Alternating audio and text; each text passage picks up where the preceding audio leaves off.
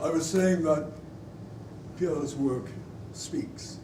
I used the word parlando because it's a quality that is rather rare in poetry now, since poetry right now is sort of comfortably or uncomfortably squeezed between those who think that you have to have a pre-existent matrix into which your writing must fall. And these are the most remarkable things that happen nowadays. Some of those matrices look like sonnets with rhymes, but mostly the matrices look like things that you generate with an algorithm of some sort. Flarf comes to mind as the most extreme example, because Flarf is just the sonnet de nos jours. It's our sonnet. He doesn't write Flarf, he doesn't write sonnet, though he has written some of the latter. His Flarf is the natural Flarf that arises from the mind, the mysterious soup of the brain, the pudding of the brain. And from it he speaks from his vast experience and his tenderness about the world, but that particular quality of his poetry, so that you can recognize it. It has deep roots in the poetry he came to America to study back in the 1960s. He came here, he told me, he probably lied, it was some girl or something, but he told me he had come to learn the poetry of the Beatniks, Ginsberg and the rest. But at the same time, he had the intellectual rigor and preparation not to write a bunch of beatnik poems or translate beatnik poems in one language to another, rather the intellectual rigor to come to me and say, I want to translate for my senior project, that's a book-length thing that students do. I want to do a translation of Schweigert, of Balzera, of the late and very difficult, in those days especially, very difficult poems. Here's a kid, right? A kid, 20 years old, whatever he was, appearing with that kind of rigor and that kind of preparation to do that work, astonishing to me. What was happening in the late 60s? Olson was dying. We didn't know it, but he was silent. Paul Blackman was about to die the next year. It was the end of a fantastic period of American poetry that ran so briefly from roughly 1950 to 1970. A fantastic flourishing that we're still benefiting from. Pierre came to explore that, to examine it. He came, like the good nomad he is, he came on foot, by plane. He came to this country to find out what we were up to. In the ancient times, Greeks traveled from island to island, city to city, trying to figure out what something is going on over here. We remember of the great poet who speaks of how he brought the dance from Chios, bringing things from one place to another. And remember that nomad, it doesn't mean exile, it's the opposite of exile. It sounds rather sad and haunted, but the nomad is a man who's at home everywhere. The exile is at home nowhere. And the difference is an extreme thing.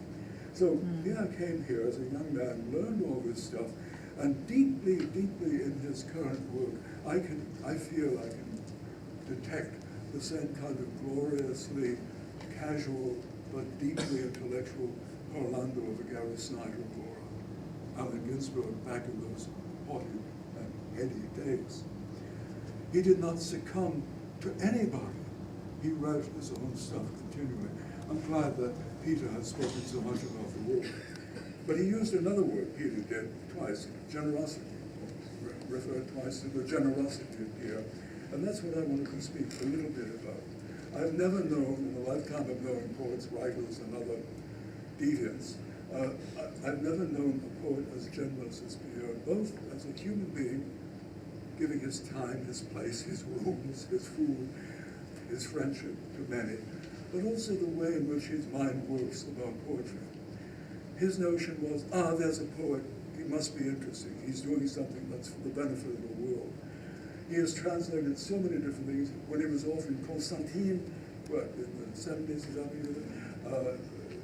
busily trying to learn Arabic, not so he could pass as an Arab or translate directly Arabic poetry, but so that he could work with the Arabic world, as he later did in the great anthology which Peter was spoken.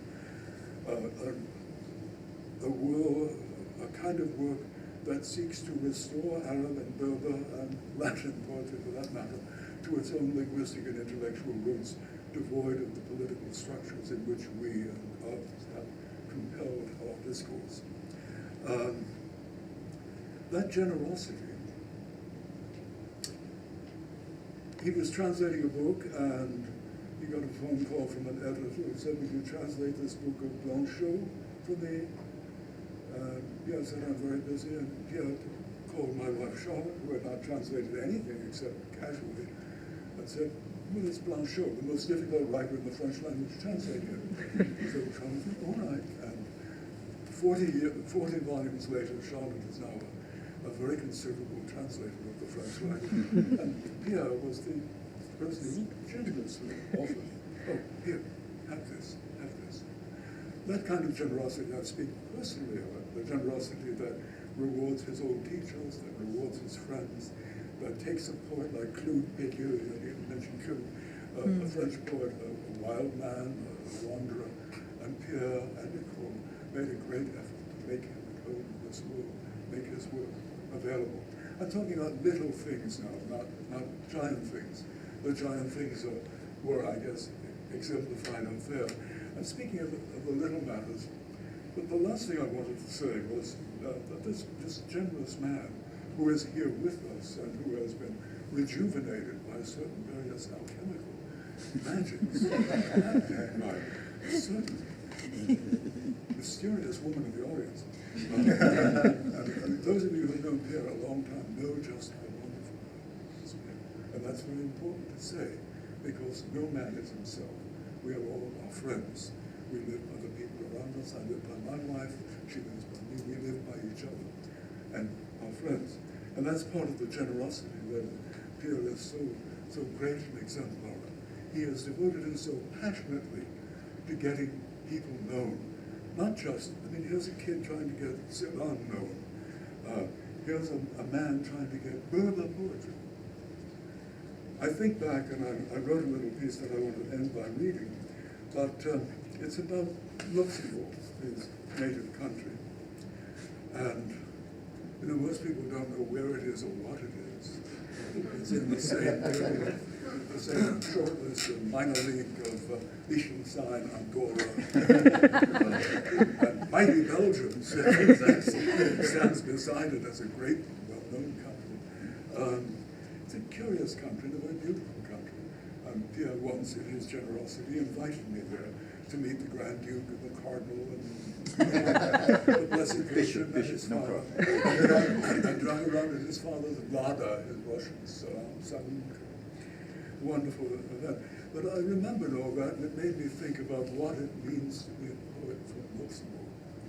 I want to read this little piece called "A Stream of Luxembourg." Stream. I hope you can hear me, but it's hard to bellow poetry.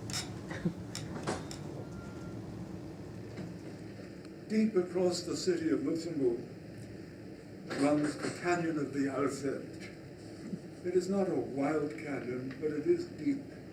It can be shady in the afternoon, and grass grows lush on either side of this little stream. Modest stream, but it has patiently ground down its fissure in the earth, its gap in the normal texture of a place, of a day. When the Romans came by, the groove was almost as deep. It takes a long time to write so deep a word into the earth.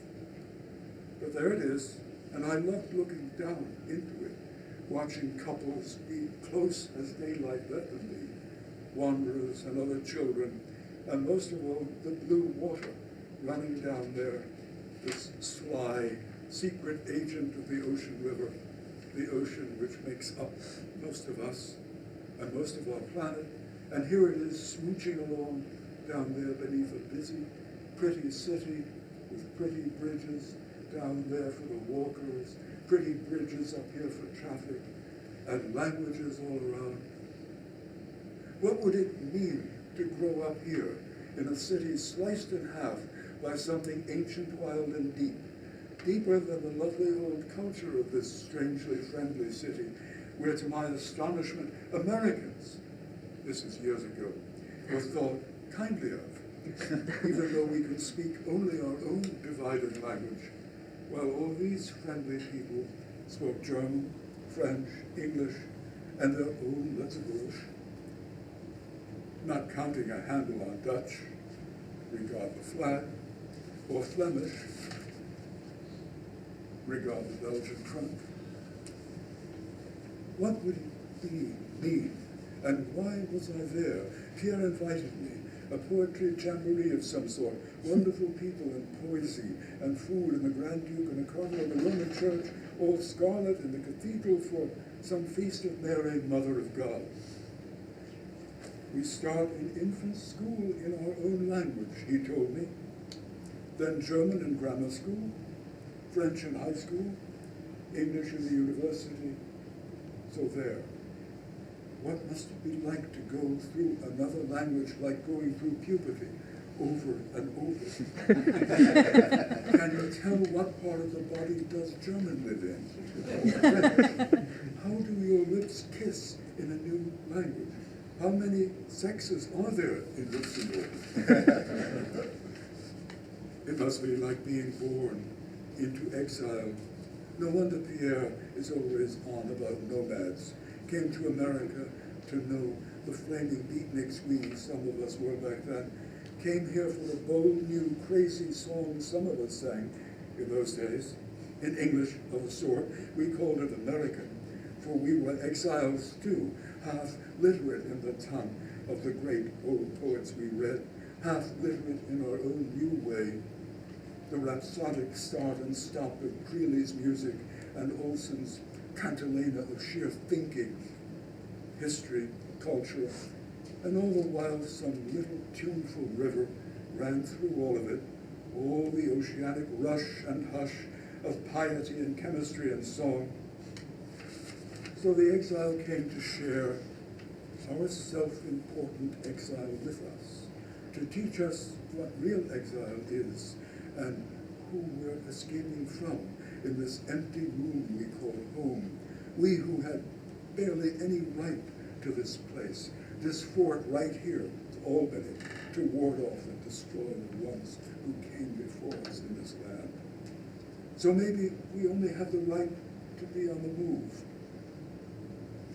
In head, if not in moccasins, lech lecha, the Bible said, get out of here. Those Jews, the first exiles, poetry is never anywhere. Don't you know that? He came and taught us, exiled to the exiles, dragged the old pagan sweet Teutonic forest, sadness, dada, stone, steps down to the little river, where at least the lovers get it right and get to work as soon as the light itself is exiled from the world, and somehow even we are free, if only to keep moving, really. The nomad is the opposite of exile. Exile at home, nowhere, nomad everywhere. He drags himself from room to room of the house, his own house, the world. And that is what is taught by all of this poetry, translation, conferences, the endless palaver that keeps us sane, we who are exiles in heaven. Thank you.